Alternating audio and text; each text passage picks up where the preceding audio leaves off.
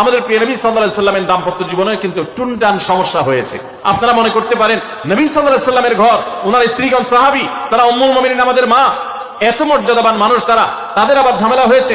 ভাই দাম্পত্য জীবনে টুকটাক সমস্যা তাদেরও হয়েছে। প্রিয় নবী সাল্লাল্লাহু আলাইহি সাল্লাম নিজে একদিন বাসা ছেড়ে মসজিদে নববীতে এসে মন খারাপ করে বসেছিলেন, তিনি বাসায় যাচ্ছেন না, অভিমান করে। ওমর রাদিয়াল্লাহু তাআলা আনহু বিষয়টা বুঝতে পেরে তার মেয়ে যেহেতু নবী সাল্লাল্লাহু আলাইহি সাল্লামের স্ত্রী, তিনি সেখানে গিয়ে ভেতরে প্রবেশ করে তার সাথে কথা বলে তথ্য উদ্ঘাটন করে সেটা মিটমাট করার ব্যবস্থা করেছেন। স্বয়ং নবী করিম সাল্লাল্লাহু আলাইহি সাল্লামের জামাতা, ইসলামের চতুর্থ খলিফা আলী রাদিয়াল্লাহু তাআলা আনহু, তার মতে এত মর্যাদাবান মানুষ, তার ঘরে স্ত্রী হিসাবে আছেন কে? মুহাম্মদ সাল্লাল্লাহু আলাইহি সাল্লামের মেয়ে, জান্নাতে নারীদের সর্দার ফাতিমা রাদিয়াল্লাহু তাআলা আনহা।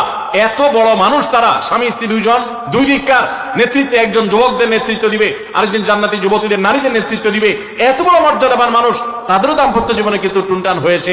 একবার আলী রাদিয়াল্লাহু তাআলা আনহু এসে মসজিদে টানটান হয়ে শুয়েছিলেন মাটিতে, মনটা খারাপ, ঘরে একটু হালকা ঝামেলা হয়েছে, তো এই জন্য মসজিদে নববীতে এসে মাটিতে শুয়ে আছেন।